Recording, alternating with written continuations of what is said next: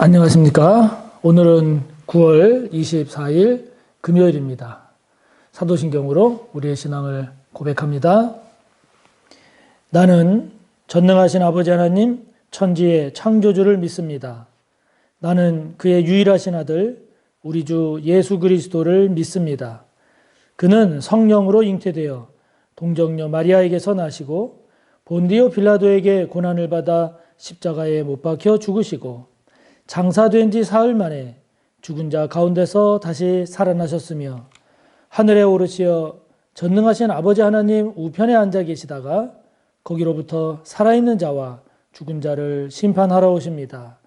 나는 성령을 믿으며 거룩한 공교회와 성도의 교제와 죄를 용서받는 것과 몸의 부활과 영생을 믿습니다. 아멘. 오늘 우리가 함께 나눌 말씀은 에스겔 24장 1절에서 14절까지입니다. 구약성경 1187조, 구약 1187조, 에스겔 24장 1절에서 14절까지입니다.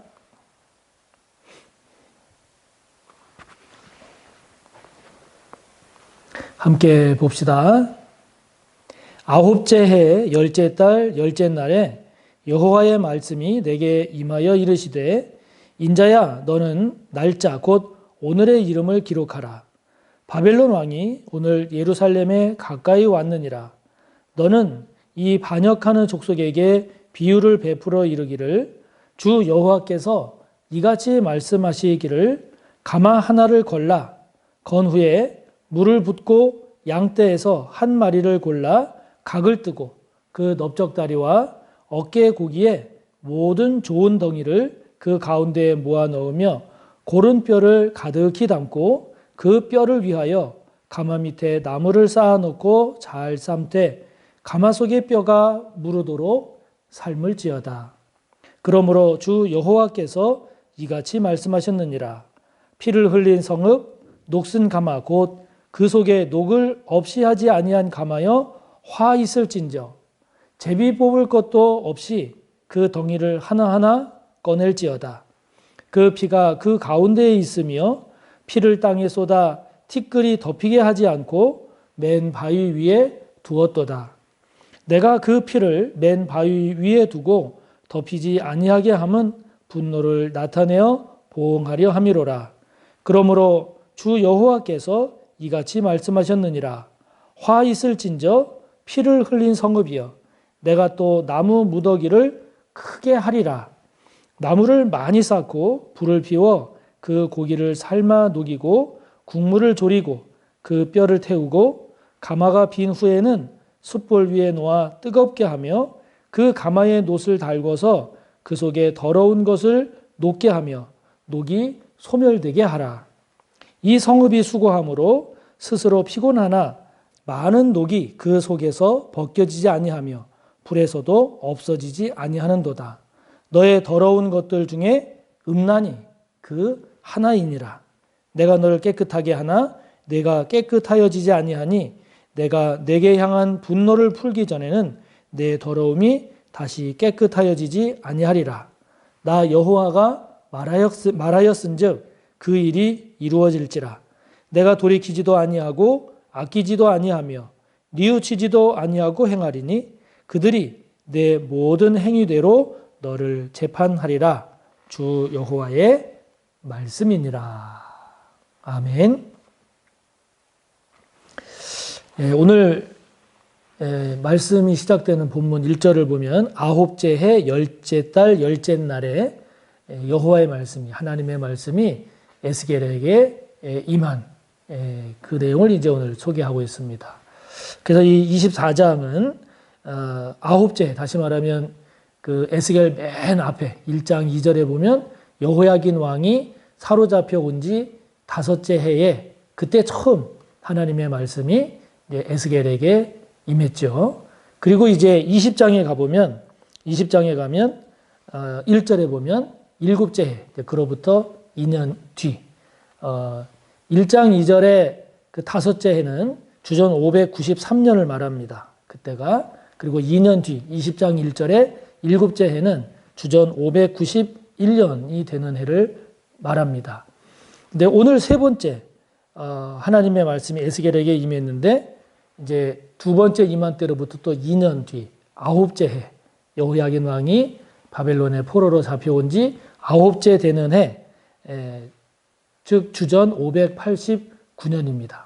이때 세 번째 하나님의 말씀이 에스겔에게 임했습니다. 그러니까 이때는 이제 주전 589년은 주전 587년에 남유다가 망하니까 이제 길어야 2년, 1년에서 2년 사이 멸망을 앞둔 이 시점에 하나님의 말씀이 바벨론의 포로로 끌려가 있는 에스겔에게 지금 임한 거죠. 자, 이렇게 하나님의 말씀이 세 번째 에스겔에게 임했는데 주전 590년 이제 589년이죠. 아홉째 해는 주전 589년 남유다가 망하기 2년이 채 못 되는 이제 그때에 하나님께서 에스겔 선지자에게 주신 말씀 그 내용을 통해서 오늘을 사는 우리가 함께 돌아보고 묵상할 내용이 뭘까 하는 것을 함께 살펴보려고 합니다. 자, 먼저 2절에 보면 하나님께서 에스겔에게 이 날짜를 기록하라고 하면서 뭐라고 하나님의 말씀하시는 거 아니? 바벨론 왕이 오늘 예루살렘에 가까이 왔느니라 말씀하십니다. 지금 에스겔 선지자는 바벨론의 포로로 잡혀와 있습니다. 포로로 잡혀와 있는 에스겔에게 하나님께서 지금 말씀하십니다. 지금 예루살렘을 바벨론 왕이 가까이 갔다. 그래서 이때가 주전 589년 이때가 이제 느부갓네살 왕이 예루살렘을 이제 포위하기 시작하는 때입니다. 그래서 이때로부터 약 1년 6개월, 2년이 채 못 돼서 이제 예루살렘 성이 이제 함락이 되게 되고 그리고 예루살렘 성전이 파괴되고 불에 타게 되고 또 수많은 사람들이 바벨론으로 포로로 끌려감으로써 이제 남은 유다가 망하는 이제 그러한 비극이 전개가 되는데요. 그래서 지금 이 세 번째 말씀을 주시는 이때가 바로 이제 남유다가 마지막 망하기 직전에 이제 바빌론 느부갓네살 왕에 의해서 이제 포위당하기 시작하는 그때임을 하나님이 에스겔 선지자에게 말씀하십니다. 이것이 의미가 있는 것은 또 이 말씀이 우리들에게 던져주는 의미는 그 당시 이 유다 백성들은 종교 지도자들이나 정치 지도자들도 마찬가지인데요. 예루살렘은 망하지 않을 거다라는 생각을 가지고 있었습니다. 왜냐하면 지리적으로도 이 예루살렘이라고 하는 것이 그 높은 그 산지에 천혜의 요새 조건을 가지고 있습니다. 그래서 웬만해서는 이 예루살렘이 함락되기가 어려운 적의 입장에서 보면 바벨론 입장에서 보면 이 예루살렘을 함락하기가 참 어려운 그런 지리적인 여건이 되어 있는 것과 함께 신앙적으로도 하나님께서 예루살렘 성전을 건축할 때에 솔로몬을 통해서 또 다윗을 통해서 이 예루살렘 성전 가운데 하나님이 함께 하시겠다. 하나님의 눈과 마음이 이 예루살렘 성전에 있겠다라고 하나님이 말씀해 주시고 또 다윗을 통해서 이른바 다윗 언약이라고 하지요. 그 왕위가 영원히 계속될 거다라고 하는 이 다윗 언약의 기초에서 이 예루살렘은 망하지 않을 거다. 예루살렘 성전은 파괴되지 않는다. 함락되지 않는다라는 믿음을 갖고 있었단 말이죠. 그런데 지금 하나님께서 이제 마지막 바벨론 느부갓네살 왕에 의해서 예루살렘 성이 이제 포위당하고 이제 망하게 됐단 말이죠. 이것이 우리에게 주는 오늘을 사는 우리에게 주는 메시지 의미가 뭘까요? 남유다는 말씀드린 대로 이제 곧 망한단 말이죠. 망하는데 망하지 않는다라고 생각하고 있는 겁니다. 남유다 사람들이. 자, 이것은 망할 수 있는 상황, 또 망할 수밖에 없는 문제를 안고 있음에도 불구하고 그냥 막연히 망하지 않을 거다. 그냥 막연히 잘 될 거다라고 하는 아주 안일한 이러한 자세를 우리에게 경고하고 있는 거죠. 문제가 없을 거야. 그냥 이렇게 생각하고 넘어가는 겁니다.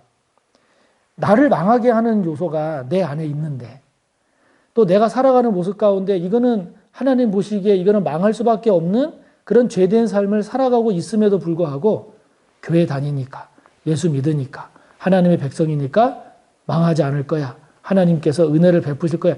이렇게 막연하게, 막연한 은혜, 막연한 구원, 막연한 형통, 막연한 복, 이것으로 나의 모든 삶을 그냥 살아가는 이러한 것과 똑같은 거죠. 이래서는 안 되는 겁니다. 그 당시 남유다의 상태라고 하는 것은 망할 수밖에 없는 아주 그 죄악된 그런 상황이었음에도 불구하고 예루살렘은 망하지 않는다. 함락되지 않는다. 예루살렘 성전은 하나님께서 지켜주신다. 보호해주신다. 그렇기 때문에 결코 함락되어 파괴당하거나 불타지 않는다라고 하는 이 막연한 이 기대, 막연한 은혜, 막연한 구원, 이 생각에 사로잡혀 있었단 말이죠. 여러분, 우리도 우리의 신앙을, 우리의 삶을 점검할 때 그냥 하나님께서 나에게 그냥 은혜를 베풀어 주실 거야. 그냥 막연히 잘 될 거야. 막연히 하나님께서 지켜주실 거야.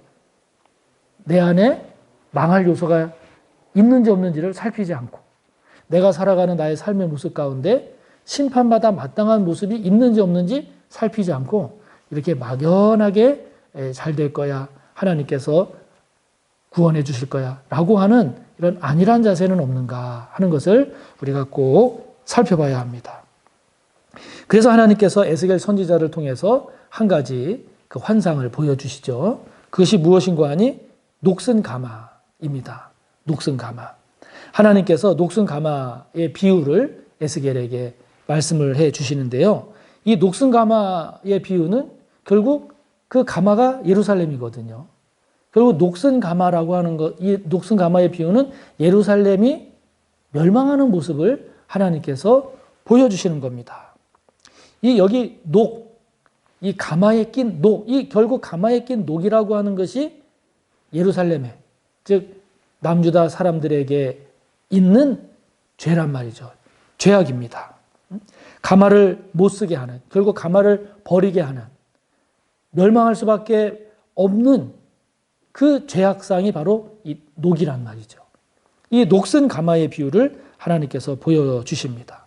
그래서 이 녹슨 가마를 통해서 원래 4절 5절의 내용처럼 그 가마 안에는 좋은 고기를 넣고 삶아서 기뻐하고 그리고 서로 이렇게 그 잔치를 할 때 그런 즐거움의 그런 도구가 되어야 되는 것이 정상인데, 그러나 10절에 가서 보면 그것이 아니라 이제 망하는 모습을 보여주고 있단 말이죠.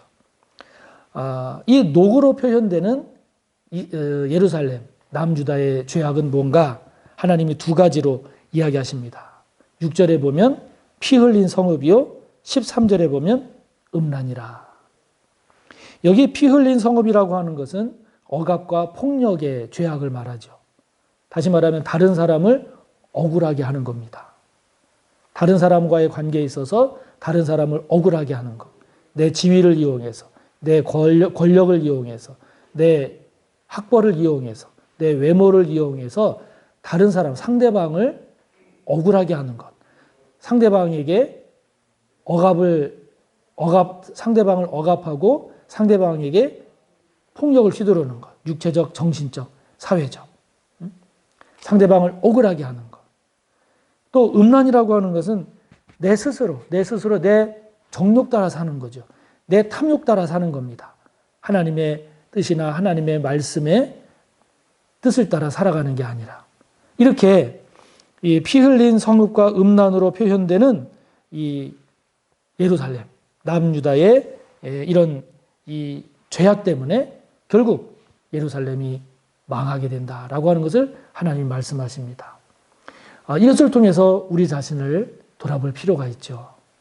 우리가 상대방을 향해서 우리가 억울하게 하는 것은 없는지, 내 지위를 이용해서, 내 재물을 이용해서, 내가 가지고 있는 힘을 이용해서 상대방을 억울하게 하거나 상대방에게 고통을 주거나 상대방에게 폭력을 휘두른다고 하면 우리는 망할 인생이 된다 하는 겁니다.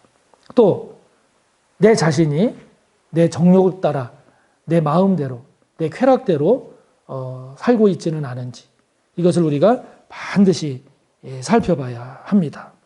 그래서 하나님께서 13절에 보면 이러한 예루살렘의 남유다의 이러한 죄악을 없애기 위해서 하나님께서 애를 쓰십니다. 하나님께서 노력하십니다. 그럼에도 불구하고 벗겨지지 않고 없어지지 않는 녹으로 표현이 되고 있는 이 남유다 예루살렘의 죄악을 오늘 말씀하십니다. 여러분, 하나님께서 없애보려고 하셨지만 실패하셨다. 이 말은 하나님께서 무능하시다. 하나님께서 못하시는 것이 있구나. 이걸 이야기하는 게 아니라 그만큼 지금 남유다의 즉 예루살렘의 죄악이 심각하다는 거거든요. 심각하다는 겁니다.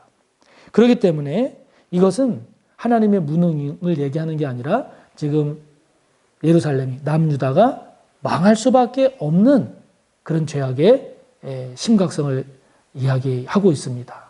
그러므로 우리도 마찬가지입니다. 아직도 벗겨지지 않고 없어지지 않고 그래서 반복해서 짓고 있는 범하고 있는 저와 여러분의 죄된 모습은 없는가? 반드시 이것을 찾아내서 이것을 제거해야 합니다. 왜냐하면 그것 때문에 우리가 망하게 되는 거거든요. 그러므로 저와 여러분의 생각이든지 마음의 의도라든지 행동이라든지 그러한 것들이 아직도 벗겨지지 않고 없어지지 않은 채 반복되고 있는 죄된 모습은 없는지를 꼭 살펴서 남유다와 같이 망하는 그런 저와 여러분이 아니라 돌이켜서 회복되어 구원받는 그래서 망하지 않고 더욱 형통하여 복된 삶을 사는 저와 여러분이 꼭 되시기를 바랍니다. 주기도문합니다.